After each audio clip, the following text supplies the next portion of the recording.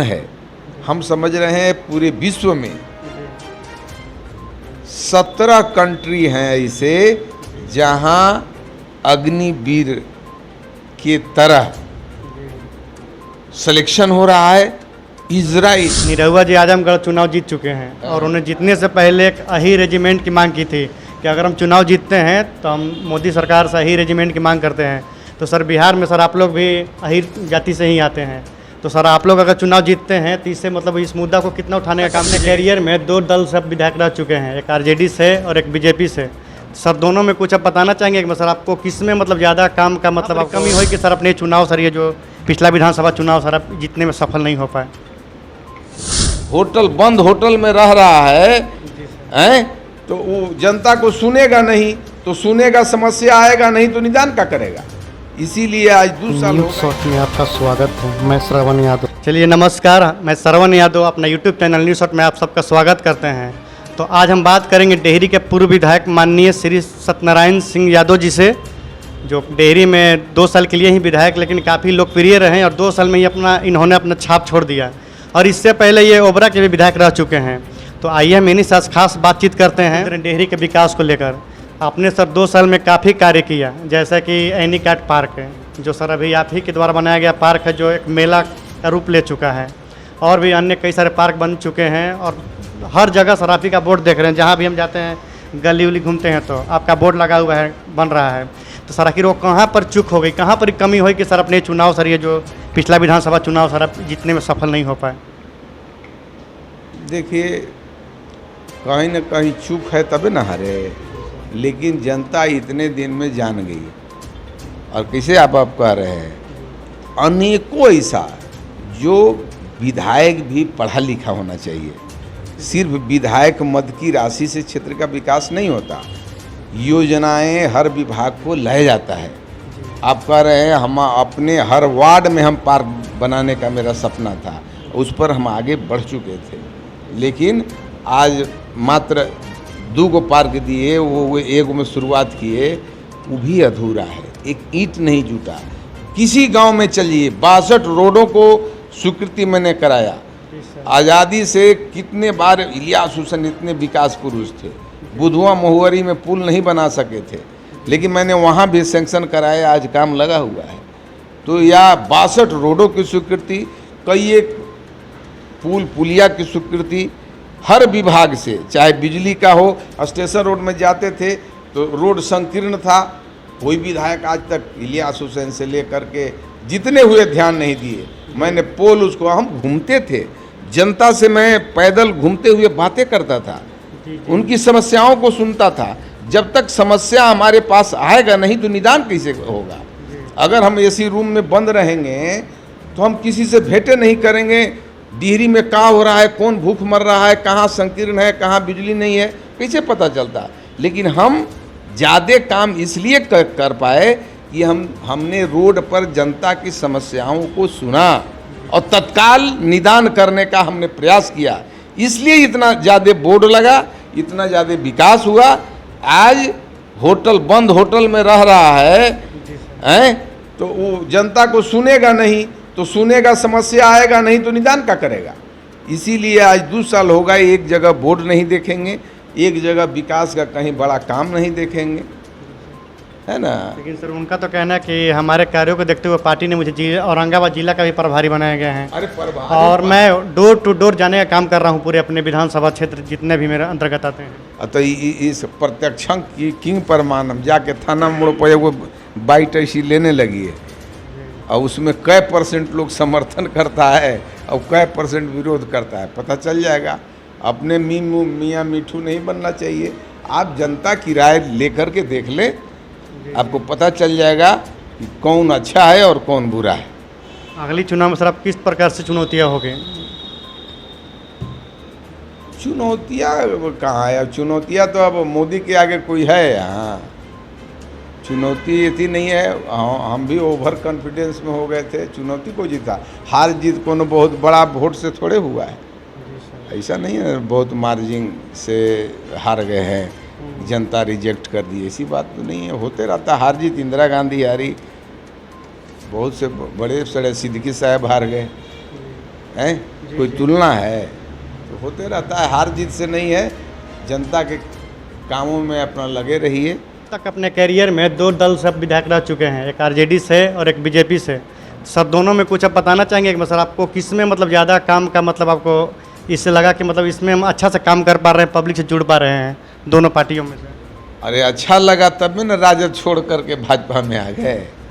राजद में भी तो वहाँ ओबरा से लालू जी अपने 10 साल से लगातार हार रहे थे, 24,000 से 18,000 से, तो वहाँ हमने जा कर के जिताने का काम किया।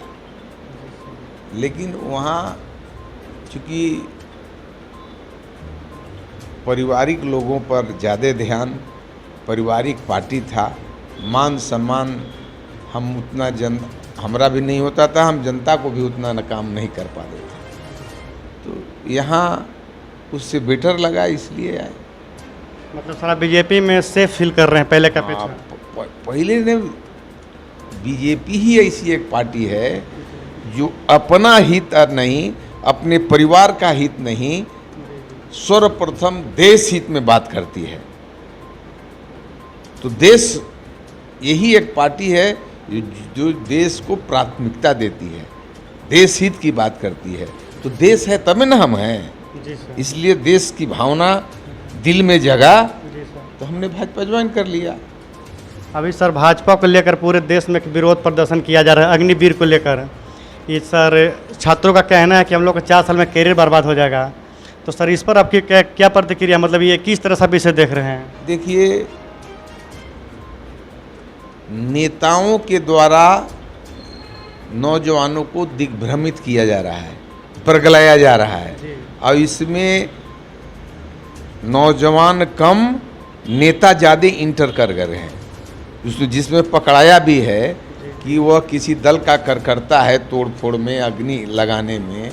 अगर उसका प्रमाण है, हम समझ रहे हैं पूरे विश्व में 17 कंट्री हैं ऐसे जहां अग्निवीर के तरह सिलेक्शन हो रहा है। इजराइल जो छोटा सा टापू है लेकिन सबसे ताकतवर है, वहाँ भी हर आदमी को, महिला को 2 साल की ट्रेनिंग, जो यहाँ हम लोग 4 साल रखे हैं, वहाँ महिला को भी 2 साल की ट्रेनिंग करना है और पुरुष को 3 साल का।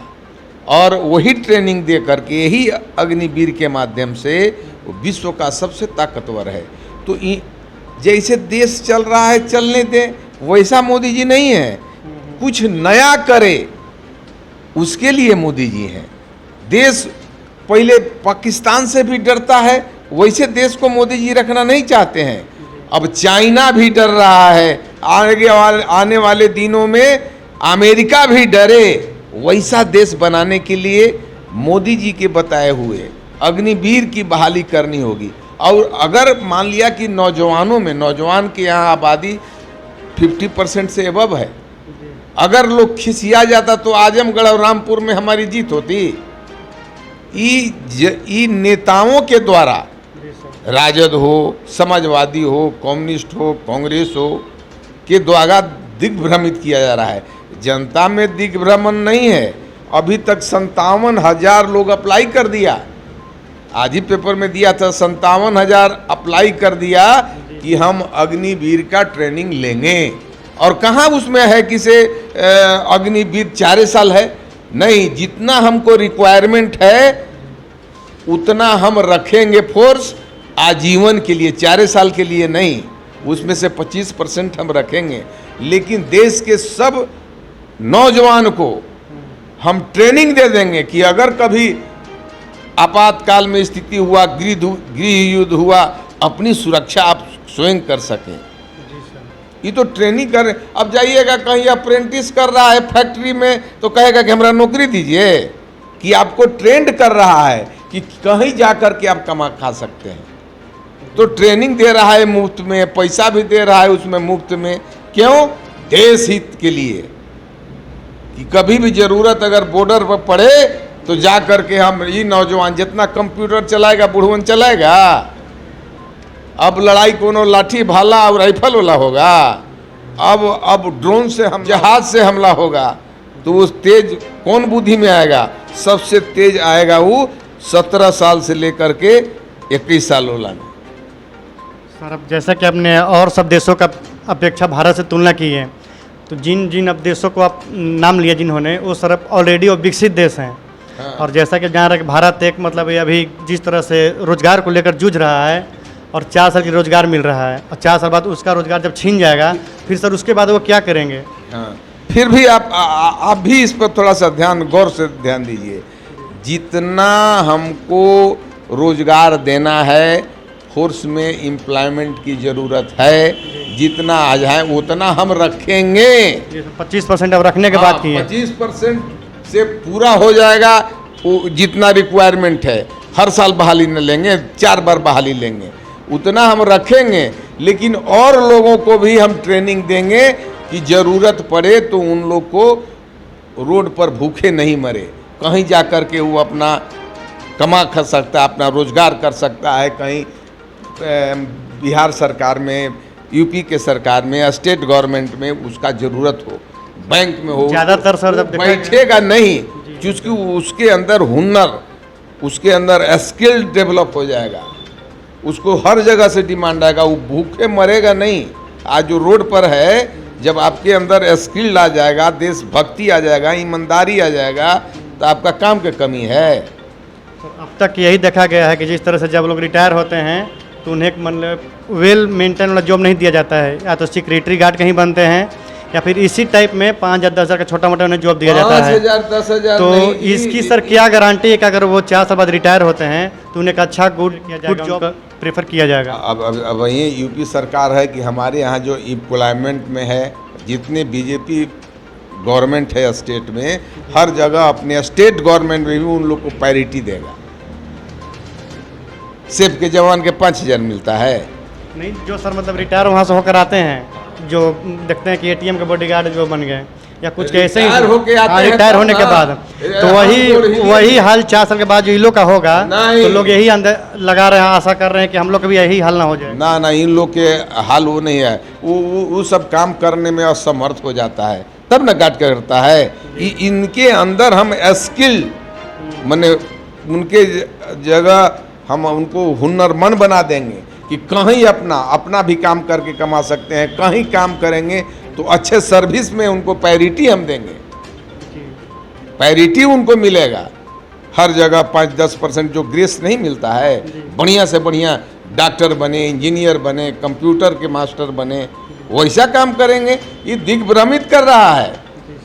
अगर दिग्भ्रमित नहीं करता तो अब की सब इलेक्शन हम लोग हार जाते, ये सब जीत गया। अरे भारतीय जनता पार्टी ये न कि जैसे गवर्नमेंट चल रहा है तैसे चला। उस समय भी नोटबंदी हुआ तो हाला किया कि अब कवर जाएगा, क्योंकि विश्व में जो भी नोटबंदी किया वहाँ दोबारे सरकार सत्ता में नहीं आई, लेकिन मोदी जी नोटबंदी से कोई फायदा नहीं हुआ। फायदा नहीं हुआ। क्या सर फायदा हुआ नोटबंदी से? 2-4 फायदे बताइए। हजारों फायदा हम गिनाएंगे कि नोटबंदी से जितने काला धन थे वह सब आ गया अब मार्केट में। नहीं सर, लेकिन ये रिजर्व बैंक का तो कहना था कि 99.9% जो पैसा थे वो रिजर्व बैंक पास वापस आ चुके हैं। पैसा वापस आ गया, उनके यहाँ आ गया, लेकिन बंट गया। जे जहाँ दे के दूसरे से भंजवाया था उसका पैसा हो गया। सब जितना मालधन था सब कंगाल हो गया। आपके खाता में डाल के भंजवाया, उनके खाता में, संजय जी के खाता में भंजवाया, फिर देवे नहीं किया। काला धन बंट गया गरीबों में, ये रिजर्व बैंक में चला गया, लेकिन वो मोटा सेठ के यहाँ पैसा नहीं रहा। वो दूसरे के खाता में डलवा करके भंजाया। लिमिट था कि इतना खाता में भंजवा सकते, 10 गो के दे के भंजवाया, ओकरे में आधा पाया, आधा उसी का हो गया। रिजर्व बैंक में तो चलिए गया, लेकिन वो पैसा कई घरों में बंट गया। कुछ कल आजमगढ़ में सर ये भाजपा को बहुत बड़ी जीत हुई, आजमगढ़ और रामपुर में। इस पर सर कुछ आपकी क्या प्रतिक्रिया, कुछ कहना चाहेंगे? देखिए, आजमगढ़ ही नहीं, रामपुर भी कहें, चाहे पूरा उत्तर प्रदेश कहें, हर जगह मोदी ही मोदी है और सब रिकॉर्ड टूटेगा। क्योंकि भारतीय जनता पार्टी सबका साथ, सबका विश्वास, सबका कल्याण की बात करती है। तो ये कोई अजूबा नहीं है, लेकिन ऐतिहासिक जरूर है। जो 36 साल और 35 साल से सपा का कब्जा था, वो मोदी और योगी की जोड़ी ने उखाड़ फेंका। तो काबिले तारीफ तो है ही। निरहुआ जी आजमगढ़ चुनाव जीत चुके हैं और उन्हें जीतने से पहले एक अही रेजिमेंट की मांग की थी कि अगर हम चुनाव जीतते हैं तो हम मोदी सरकार से अही रेजिमेंट की मांग करते हैं। तो सर बिहार में सर आप लोग भी अही जाति से ही आते हैं, तो सर आप लोग अगर चुनाव जीतते हैं तो इससे मतलब इस मुद्दा को कितना उठाने का काम कीजिएगा, इसको हक पूरा करेंगे? निरहुआ को धन्यवाद देते हैं और वो मांग उठाएगा पार्लियामेंट में, हमारा भी समर्थन रहेगा। और जब हमको भी मौका मिलेगा कभी, हम भी मांग करेंगे। होना चाहिए। अहीर जादव, जादव जाति, अहीर जाति लड़ाकू जाति है। अब इसका भी रेजिमेंट बनना चाहिए। मतलब सर अगर अगला बार आप विधायक बनते हैं तो इस हक के लिए आप भी मांग करेंगे सरकार से? हमारा आज भी मांग है। अब विधायक नहीं तो पार्लियामेंट में मांग करेगा, लेकिन जहाँ भी होगा हमारा उसमें समर्थन है। अहीर रेजिमेंट बनना चाहिए।